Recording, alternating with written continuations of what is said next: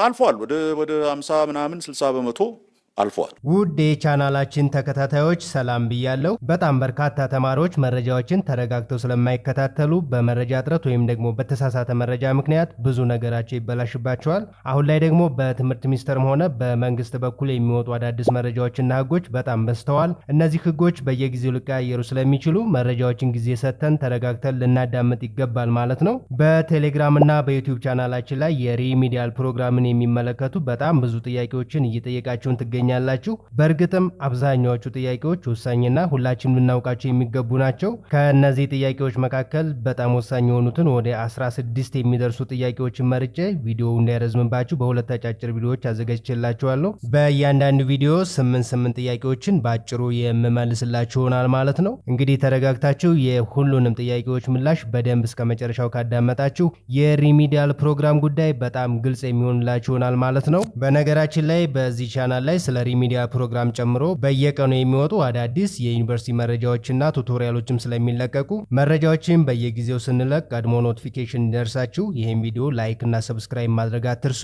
ወደ ጥያቄዎቹ ስንገባ ደግሞ በዚህ ቪዲዮ ላይ 8 ጥያቄዎችን የምመልስ ሲሆን የ2018 ሪሚዲያል ተማሪዎች የግቢ ምደባ መቼ ሊሆን ይችላል የሚለውን ጨምሮ ከሪሚዲያል ወደ አንደኛ ዓመት ለማለፍ ከባድ ነው ወይስ ቀላል ነው፣ እንዲሁም ደግሞ ስለ ኮርሶቹ የተጠየቁ ወሳኝ ጥያቄዎችን የምመልስላችሁ ይሆናል። እስከ መጨረሻው እንድትከታተሉ ጋብዛለሁ። የመጀመሪያው ጥያቄ ለሪሚዲያል ብናልፍ የሪሚዲያል ፈተና እንዴት ነው የሚሰጠው? ማለፊያው ስንት ነው ይላል። ለጠየቁ ሰዎች የምትላቸው 100% ያደረግነው ቢኮዝ ዩኒቨርሲቲዎቹን ማመን ስላቃትን።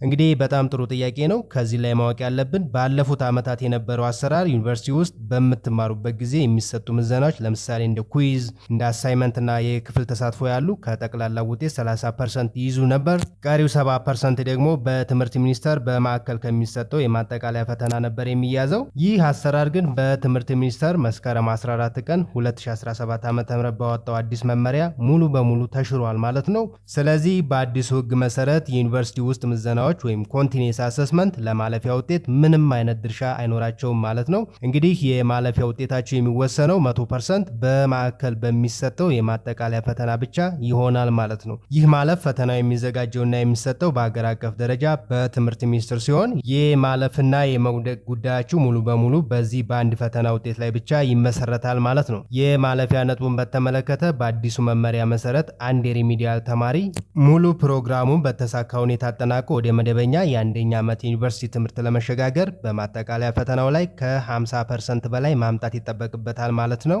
ስለዚህ ከዚህ በፊት የነበረው በዩኒቨርሲቲ ውስጥ በሚሰራ ስራ ውጤትን የማሻሻል እድል አሁን የለም ማለት ነው። እንግዲህ ሁሉም ትኩረትና ዝግጅት መሆን ያለበት ይህንን ወሳኝ የማጠቃለያ ፈተና ቢያንስ ግማሹን በትክክል ለመመለስ መሆን አለበት ማለት ነው። በዚህ ጉዳይ ላይ በምን መልኩ መከታተል እንዳለባችሁ የተለያዩ ምክሮችን በቀጣይ ቪዲዮ የምነግራችሁ ይሆናል። ቪዲዮውን ስለቅ እንዲደርሳችሁ ላይክ እና ሰብስክራይብ ማድረግ አትርሱ።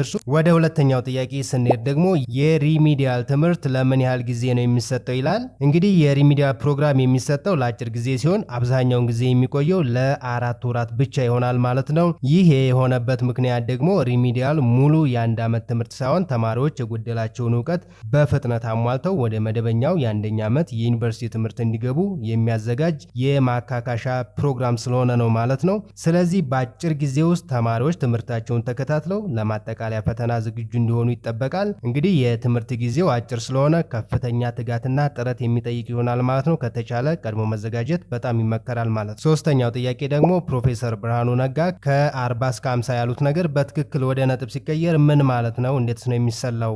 የሚል ጥያቄ ነው። እንግዲህ ይህ ብዙ ተማሪዎችን ግራ ያጋባና በጣም ወሳኝ ጥያቄ ነው። እንግዲህ ፕሮፌሰር ብርሃኑ የተናገሩት ዘንድሮ በሪሚዲያል ወደ ግቢ ለመግባት ዝቅተኛው የመቁረጫ ነጥብ ከ40 እስከ 50% ባለው ክልል ውስጥ እንዲሆን ታስቧል ለማለት ነው። ለምሳሌ ዝቅተኛው የመግቢያ ውጤት 40% ቢሆን 40 ሲካፈል ለ100 ሲባዛ በ600 ስናደርገው ወደ 240 ይመጣል ማለት ነው። አራተኛው ጥያቄ ደግሞ የመቁረጫ ነጥቡ ለተፈጥሮ ሳይንስና ለማህበራዊ ሳይንስ ተማሪዎች ተመሳሳይ ነው ወይስ ይለያያል የሚል ነው። እንግዲህ ባለፉት ዓመታት እንዲታየውና ዘንድሮም እንደሚጠበቀው ለተፈጥሮ ሳይንስና ለማህበራዊ ሳይንስ ተማሪዎች የሚቀመጠው የመቁረጫ ነጥብ በተማሪዎቹ ውጤት ላይ ተመስርቶ ተመሳሳይ ወይም ደግሞ የተለያየ ሊሆን ይችላል። ብዙውን ጊዜ ለተፈጥሮ ሳይንስ ተማሪዎች የሚጠየቀው ነጥብ ለማህበራዊ ሳይንስ ተማሪዎች ከሚጠየቀው በመጠኑ ከፍ ሊል ይችላል ማለት ነው። ይህ የሆነበት ምክንያት ደግሞ የሁለቱ የትምህርት መስኮች የፈተና አወጣጥ፣ አማካይ ውጤትና በዩኒቨርሲቲዎች ውስጥ ያላቸው የመቀበል አቅም ስለሚለያይ ነው ማለት ነው።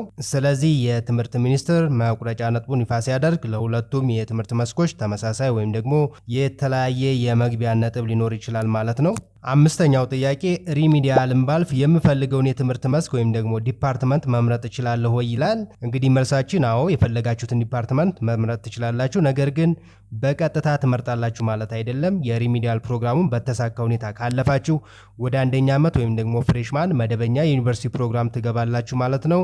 ከዚያ በኋላ የምትፈልጉትን የትምህርት መስክ ወይም ደግሞ ዲፓርትመንት ለመምረጥ ከሌሎች የፍሬሽማን ተማሪዎች ማለትም በቀጥታ 50% እና ከዚያ በላይ አምጥተው ከገቡ ጋር በእኩልነት የምትወዳደሩ ይሆናል ማለት ነው። የዲፓርትመንት ምርጫው ሙሉ በሙሉ የሚወሰነው በፍሬሽማን ኮርሶች ላይ በምታመጡት አማካይ ውጤት ወይም ደግሞ GPA እንዲሁም ደግሞ በሌሎች መስፈርቶች ይሆናል ማለት ነው። ስለዚህ የሪሚዲያል ውጤት ከዚህ ጋር ይመለከተውም ማለት ነው። ስለዚህ ሪሚዲያል መግባት ለፍሬሽማን ትምህርት በደንብ እንድትዘጋጁና ከፍተኛ ውጤት በማምጣት የምትፈልጉትን የትምህርት መስክ እንዲታገኙ በጣም ትልቅ እድል የሚፈጥርላችሁ ይሆናል ማለት ነው። ወደ ስድስተኛው ጥያቄ ስናልፍ ደግሞ በሪሚዲያል ወቅት ከግቢ ወደ ግቢ መቀየር ወይም ደግሞ ትራንስፈር ማድረግ ይቻላል ወይ ይላል። እንግዲህ ባለፈው ዓመት እንዲታየው ከግቢ ግቢ መቀየር አይቻልም። የሪሚዲያል ፕሮግራም እንደ መደበኛ የዲግሪ ትምህርት የረጅም ጊዜ ፕሮግራም አይደለም። እንግዲህ ይልቁንም ለአጭር ጊዜ ወይም ደግሞ ለ4 ወራት ብቻ የሚቆይና ተማሪዎችን ወደ አንደኛ ዓመት ዩኒቨርሲቲ ትምህርት ለማዘጋጀት ብቻ የተነደፈ ልዩ የዝግጅት ፕሮግራም ስለሆነ ትራንስፈር አይፈቀድም ማለት ነው። የሪሚዲያል ተማሪዎች ምደባ የሚካሄደው በትምህርት ሚኒስቴር በቀጥታ በተመረጡ ዩኒቨርሲቲዎች ላይ ነው። እንግዲህ ይህ ምደባ ለሪሚዲያል ቆይታ ብቻ የሚያገለግል ጊዜያዊ ነው። ስለዚህ በዚህ አጭር የትምህርት ጊዜ ውስጥ ከዩኒቨርሲቲ ወደ ዩኒቨርሲቲ ዝውውር ማድረግ አይቻልም ወይም ደግሞ አይፈቀድም ማለት ነው። ዋናው ትኩረት ሊሆን የሚገባው በተመደባችሁበት ዩኒቨርሲቲ ላይ ትምህርትን በአግባቡ ተከታትሎ የማጠቃለያ ፈተናውን በተሳካ ሁኔታ ማለፍ ይሆናል ማለት ነው። ኦኬ፣ ወደ ሰባተኛው ጥያቄ ስንሄድ ደግሞ በሪሚዲያ ፕሮግራም ውስጥ የትኞቹ የትምህርት አይነቶች ወይም ደግሞ ኮርሶች ናቸው የሚሰጡት ይላል። በሪሚዲያ ፕሮግራም ውስጥ የሚሰጡ ኮርሶች 12ኛ ክፍል ሀገር አቀፍ ፈተና ከወሰዳችሁት የትምህርት አይነቶች መካከል ለዩኒቨርሲቲ ትምህርት ወሳኝ የሆኑ ተመርጠው ነው። እንግዲህ ኮርሶቹ እንደ ትምህርት መስክ የሚለያዩ ይሆናል። ለምሳሌ ለተፈጥሮ ሳይንስ ወይም ናቹራል ሳይንስ ተማሪዎች በዋናነት የሚሰጡ ኮርሶች እንደ ፊዚክስ፣ ኬሚስትሪ፣ ባዮሎጂ፣ ሂሳብና እንግሊዝኛ ሲሆኑ ለማህበራዊ ሳይንስ ወይም ደግሞ ሶሻል ሳይንስ ተማሪዎች ደግሞ እንደ ሂስትሪ፣ ጂኦግራፊ፣ ኢኮኖሚክስ፣ ሂሳብና እንግሊዝኛ ይሆናሉ ማለት ነው። የእነዚህ ኮርሶች ዋና ዓላማ በ11ኛና በ12ኛ ክፍል የነበራችሁን የእውቀት ክፍተት በመሙላት በቀጣዩ ዓመት ለሚጠብቃችሁ የአንደኛ ዓመት ዩኒቨርሲቲ ትምህርት ጠንካራ መሰረት እንዲሆናችሁ በማሰብ ነው። ስምንተኛውና የመጨረሻው ጥያቄ የሚሆነው በመንግስት ወጪና በግል ወጪ ሪሚዲያል መማር ያለው ልዩነት ምንድን ነው የሚለው ነው። ይህ በጣም አስፈላጊ ጥያቄ ሲሆን በሁለቱ መካከል 3 ዋና ዋና ልዩነቶች አሉ። የመጀመሪያው የመቁረጫ ነጥብ ነው። እንግዲህ በመንግስት ወጪ ለመማር የሚያስፈልገው ነጥብ ከፍ ያለ ሲሆን በግል ወጪ ለመማር ደግሞ ዝቅተኛ ነው የሚሆነው። ለምሳሌ ባለፈው ዓመት በመንግስት ወጪ ለመግባት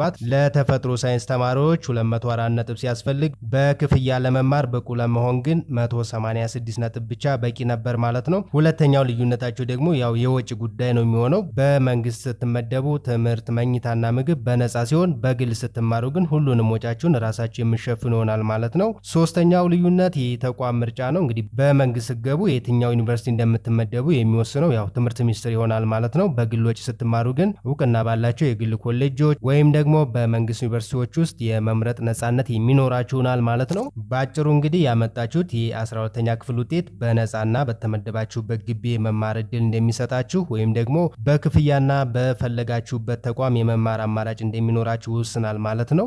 ከእናንተ የመጡ ሌሎች 8 ወሳኝ ጥያቄዎችን የመለስኩበት ሌላ ቪዲዮ አለ። ሊንኩን ከዚህ ቪዲዮ በታች ኮሜንት ላይ የማስቀምጥላችሁ ይሆናል። ወይም ደግሞ ቀጥታ በቻናሉ ላይ ገብታችሁ ማግኘት የምትችሉ ይሆናል። በጣም ወሳኝ መረጃ ስለሆነ ሙሉን እንዲሰሙት ለማሳሰብ እወዳለሁ። እንግዲህ በዚህ ቻናል ላይ አዳዲስ መረጃዎችን ለተማሪዎች ስለምንለቅ መረጃዎችን ስለቅ ቀድሞ ኖቲፊኬሽን እንደርሳችሁ ይህን ቪዲዮ ላይክ እና ሰብስክራይብ ማድረግ አትርሱ። መልካም ጊዜ